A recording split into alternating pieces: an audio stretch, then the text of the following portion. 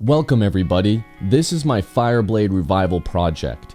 I bought this broken and non-running 954 FireBlade for $500. This video is a highly condensed version of my FireBlade revival series. So if you haven't checked it out, then I recommend you do. The links will be in the description below. And with all that in mind, let's get started.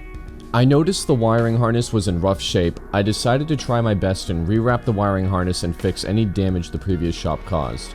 Next, after installing the harness, I went ahead and installed the battery and turned on the key. And look at that, luckily for me, the bike responded well and all the electronics appeared to be working. I spent some time cleaning the bike while everything was apart as well. I noticed the bike had an incorrect tilt sensor. The connector wouldn't even connect with the main harness, so I went ahead and replaced that. The next thing I did was test the spark. I realized the bike had none. Time to dig further. I also did a compression test on the engine to make sure my time was being well spent, and the test came back okay.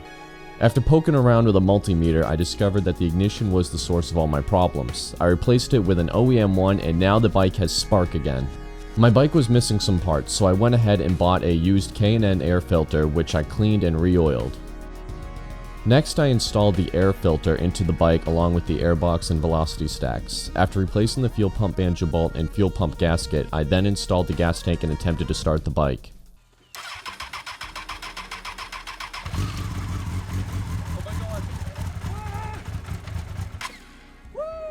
I think my excitement speaks for itself, but we're still not done. I noticed that when the bike ran, it had an FI light on the dashboard. I read the code by counting the blanks and found out that the problem was the servo motor. So off with the fuel tank and airbox again. Because the servo attaches to the flapper, I decided to delete the flapper as well. And once I removed everything, I installed a Servo Buddy, which is a plug-and-play solution. I did this to save costs as a new servo motor was nearly 5 times the price as a Servo Buddy. I did eventually go back and secure the servo valve to the fully open position using some zip ties. Because I was spending so much time with this bike, I decided that I wanted to make some more room. I went ahead and removed the pair system, which is an emission system that doesn't really affect performance, but it does add a lot of weight and clutter, so I wanted to remove it and install some block-off plates instead. And now with everything still apart, I'm going to remove and replace the spark plugs. I also took care to clean the chain, and it came back bright gold.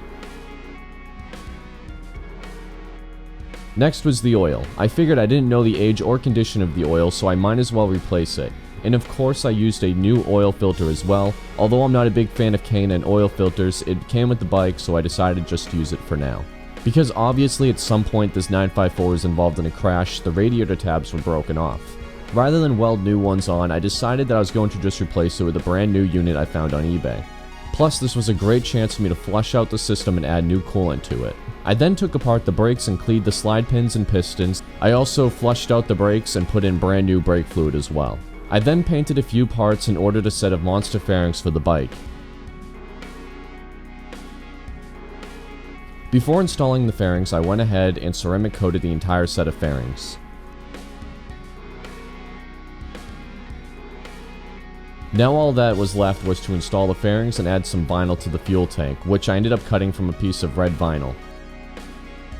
I think it turned out alright though, along with a set of Honda decals for the tank as well. And now all that's left is some pretty cinematic shots of the bike. So thank you all so much for watching. If you really enjoyed this, then please make sure you check out my FireBlade Revival series. The episodes in that go further into depth. This is just an overview of the entire project. After the cinematic shots were taken, I couldn't wait any longer and I just had to take the bike out on our first ride. And to my relief, the first ride went awesome. The bike pulled hard and all throughout the rev range. Not only that, but the bike could corner very well and I immediately felt comfortable on the bike. It felt light and flickable, but also it had great throttle feel and power. Overall, I like the bike a lot and I'm so happy I was able to bring her back to life. I've ridden the bike a few times and I really have been enjoying it. Thank you all again so much for watching.